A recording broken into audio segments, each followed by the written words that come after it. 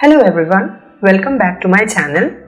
As mentioned in the previous video, today we are back with my first lesson in English language. So our first lesson is on sentences, and I know what you are thinking. Sentences are not that tough, right? So why sentences and why not something that is tougher?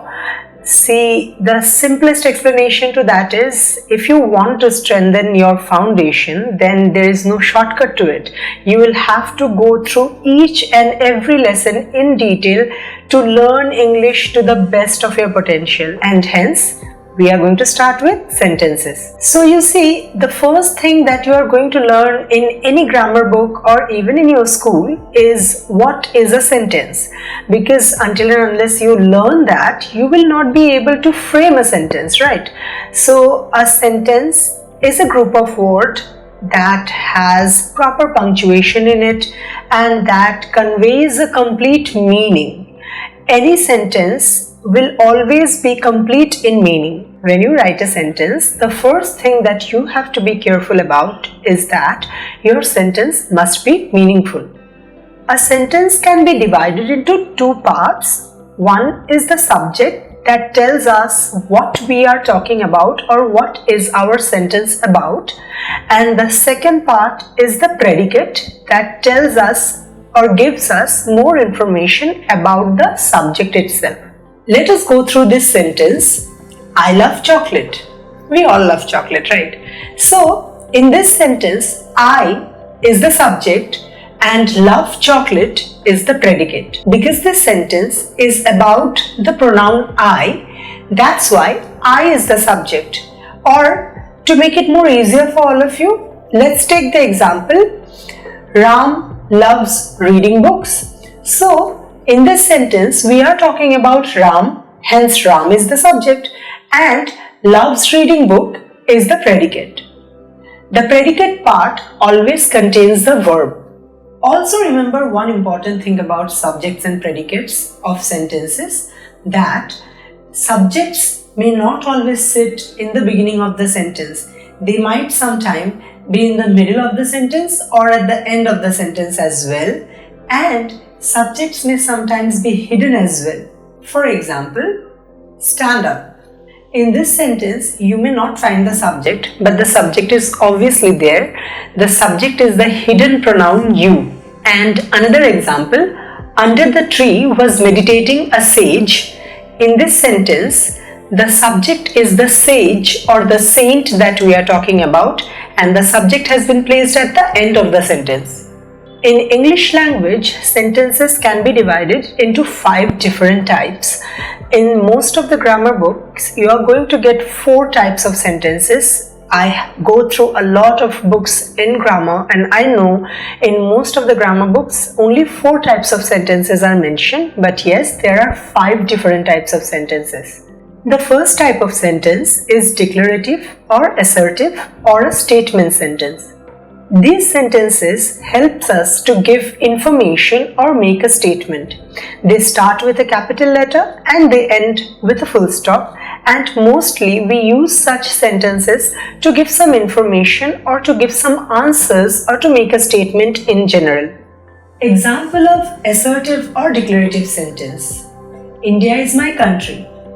We start the sentence with a capital I, and because India is proper noun, we will always write India with a capital I, and we will end the sentence with a full stop. This is making a statement that India is my motherland or my country, and I am providing an information with it. Hence, this is a declarative sentence. The second type is interrogative or question sentences. Interrogative or question sentences helps us to ask questions or write questions. They start with a capital letter as well, and they end with an interrogation or question mark. Example of interrogative sentence. What is your name? This sentence starts with a question word and ends with a question mark. And when we read or hear this sentence, we can easily understand that we are asking a question. The third type is imperative sentences. Imperative sentences are generally used for commands, requests, and advices. whenever we want to express that we are giving a command or we are making a request or we are giving an advice to someone, we use these type of sentences, and they start with a capital letter and they end with a full stop as well. Example of imperative sentences.